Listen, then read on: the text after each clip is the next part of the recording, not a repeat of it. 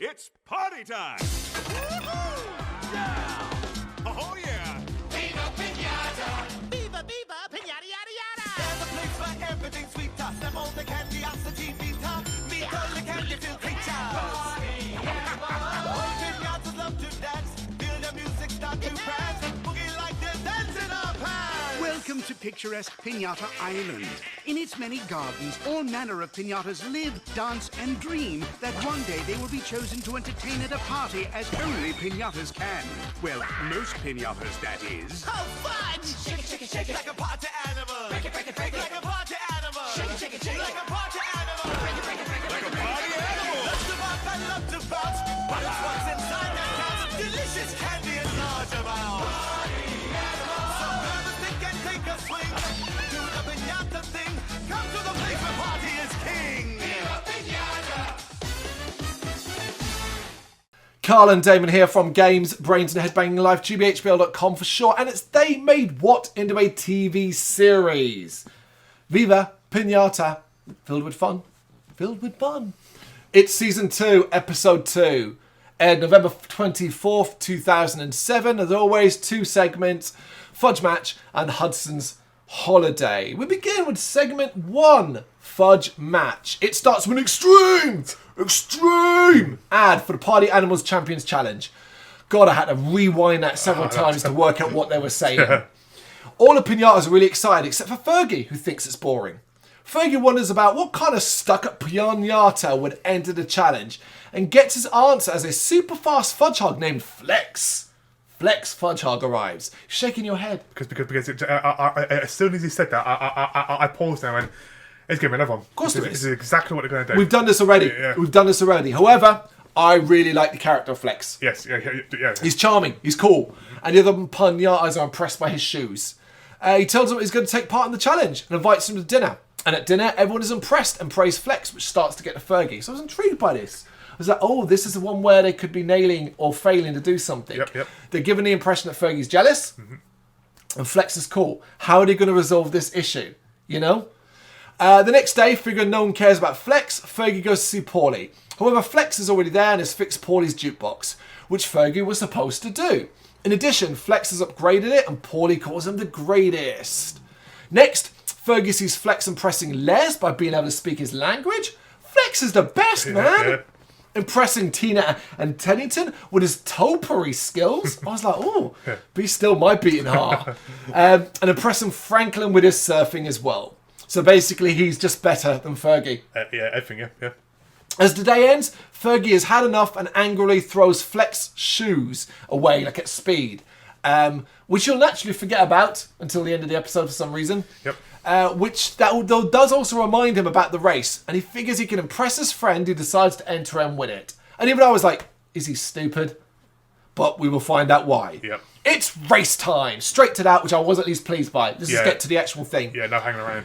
The stands are full, but all the competitors but 2 have dropped out. Apparently, they were called away to meet a distant relative.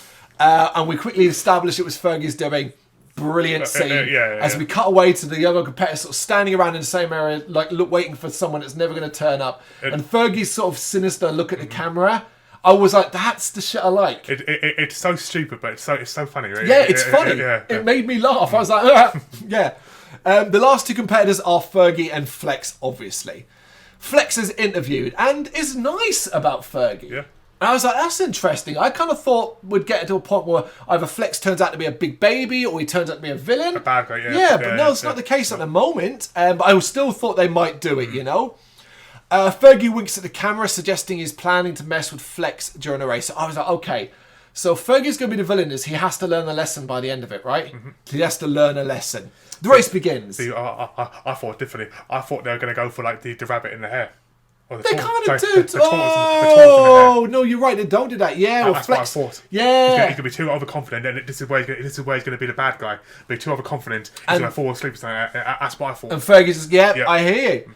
Because the race begins and Flex is gone. He is fast, but Fergie starts to trick and do his stuff. Now, what I want from Viva Pinata is when they do shit, do it. Be weird. Be weird. Be stupid. This is a make-believe world. Be odd. And it begins in brilliant fashion as Fergie calls his grandmother, telling her about she's out with a bad hip. But he tells her there's a sale in her favourite shop. And she basically is so excited she leaves on her walking sticks. But she has to cross the racetrack. She's crossing super slow across the racetrack. And as she makes her way across, she's so hurt, she literally falls apart, which again is terrifying. Very terrifying, yeah. Which then has Flex stop and help her up. And I was like, that is so weird and wacky. I love it. Yep. This allows Fergie to take the lead briefly, but he continues to set up tricks and traps to slow Flex down. As they near the home stretch, Fergie is in the lead, but Flex is catching up fast. As Fergie nears the finish line, he learns that the winner is going to be sent to a party. Apparently the best party ever. This forces him to put the brakes on, which I thought was a really clever resolution. Yeah. And time sort of freezes as he reflects on the choice of impressing his friends or going to a party. Where I think they get it wrong, is he breaks character here. He decides it's worth winning the race as much so he can cut Flex's nose in it. No. And I was like, no, that's out of character. That's not Fergie. I would have had him stop just before the finish line and let Flex him because that's how much he hates going to a party and he'd see that as worth it. Mm-hmm. But in a really random, clearly we don't know how to end this, remember the shoes he threw? Yeah. Apparently they've been boomeranging around the island as they come flying back and at such speed, they cut Fergie's fucking face off. And I was like, if kids aren't screaming at that scene, I know, it's well disturbing. It's dark, man, it really was with the current trend of them fucking the pinatas up. I mean, I don't remember much of this in season. No, God, no. Maybe once with the robot thing. You never saw things breaking apart, falling off. In this episode alone, we've had the old woman fall apart. And now Fergie having his face cut off. That's what I'm saying. I mean, Fergie don't want to go to a party because they're being smashed up. You spend more time smashed up on your own island. He's had his face cut off. I know, exactly. Yeah. You know? I started to wonder, I have the writers sick of them. And they're just like, well, we're going to screw them up.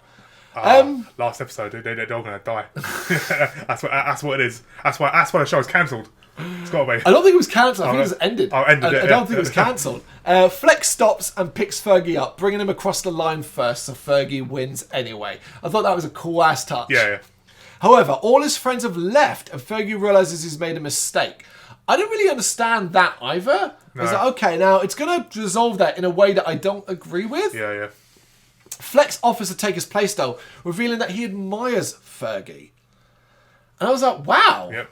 Okay. Proper nice guy. Huh? Yeah, just a nice dude. Mm-hmm. As he's sent off to the party, and I had a big problem here, how did the Pinata Central know? The Pinata Central was supposed to just pick up the one that won. Mm-hmm. Why did it pick up... it overheard him? But Fergie reflects on how cool Flex is before declaring that he's glad he's gone. And it's like, man, oh man, why are you doing that? What an poor message. Fergie learns nothing. And it gets worse because Fergie effectively gets rewarded for his shitty behaviour in this episode. Because he arrives home, all his friends are waiting, having made topiary tributes to Fergie. Fergie turns to the camera and calls them suckers. I was like, wow, what a horrible, horrible character.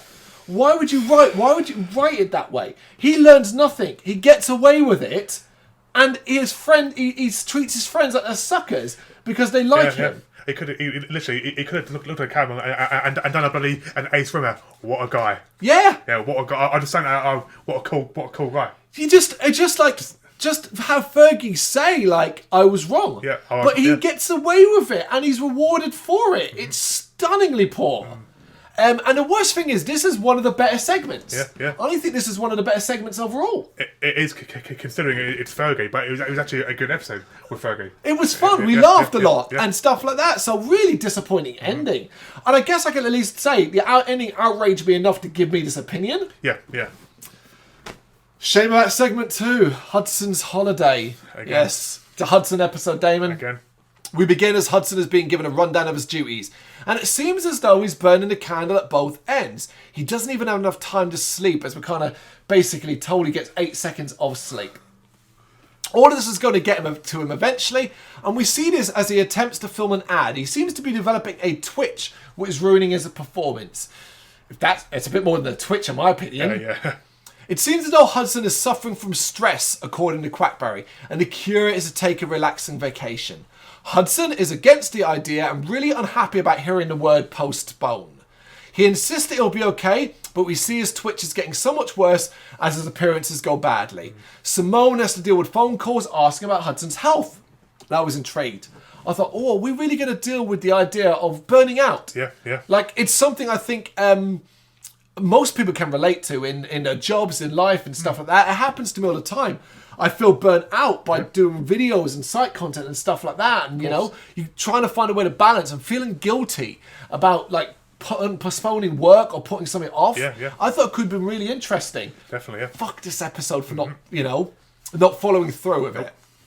The final straw is a test tribute to an elderly hostachio that goes wrong. This is too much for Simone and she forces him to go on holiday. Hudson is dropped on a deserted island and literally freaks out. His twitch isn't getting any better. Simone tells him to take it easy and not do any entertaining.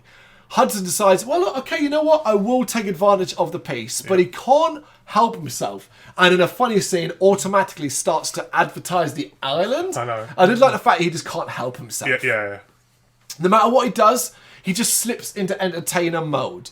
Each time, his twitch gets worse and worse and he starts to become a bit manic, is the word? Yeah. In fact, he's going insane as he finds a vine and a stick, ties himself up and starts to hit himself while screaming about how great he is. What the fuck was with that scene? Yeah, that was insane. Yeah, I mean, the start of the episode, I actually thought they were going to go down a route of like Tourette's or something like, you know, some sort of mental illness. That's what I thought at first. I was so glad they didn't go down after. No, that would have been way over the top. Exactly. This show was not got the legs to do that. No. But this scene was just weird. I didn't get this bit because he's got a twitch. He's not insane. Yeah, like they're having him go insane now because he can't entertain. Because we see he then creates an audience of coconuts and he starts to perform for them. You know. What's his face from bloody Sweet Castaway? Sweet Tooth. Oh, Sweet Tooth. Yeah. I thought you were doing a Wilson. Wilson! Yeah. Walt! If you're lost. Oh, yeah. Yeah, oh, God. Yes. Whenever we see that guy, the actor, who's a great actor and does some good stuff, whenever we see him in any film, whatever, we can't help but go, Walt! A call from Simone reveals that 2 weeks have apparently passed, and he realises that she'll punish him as she finds out he's been performing. What do you mean she'll punish you? She's your agent. I know. Don't you hire her? You fire her. Yeah. He figures he can keep it quiet, but Simone is already there and suspicious about his crowd of coconuts. I did like the fact that she's literally behind him. And she's like, hey, what's all this about? Hudson plays it off, though, and they return with the elderly hostachio tribute taking place. Hudson goes into entertainer mode, of course, but his twitch starts to play up again. As he goes mad, Simone comes up with the idea of making it seem like a dance performance. Everyone is impressed, and Simone is praised for the show she put on. Apparently, creating a new dance craze at the same time. And I thought that was a really lackluster ending and a really cop-out way to deal with Hudson's issue. I would have just had it basically, not cure him, but basically, okay, maybe this is going to be a thing, and if I accept it, I can deal with it and handle it, and then in future I'm going to rest a bit more. Maybe, you know, it ends with him saying, like, to his director or whatever, and say, look, I now need to have time off written to my contracts. And just so like, okay, I know it's not quite as interesting or as fun for a kid, me giving it this really serious tone, but I'd have liked it more. I would have gone with along the lines of him saying to Simone, like, I need more than 8 seconds sleep. Give me 16 seconds. Yeah. And then it's something like stupid like that. Yeah, it's stupid, but it shows the thing. Yeah, because they either could have gone the opposite way, maybe, and done it really poorly, where like the last scene is him in like a straitjacket twitching away in the cell, or something like that. Yeah. But I like your one better, absolutely.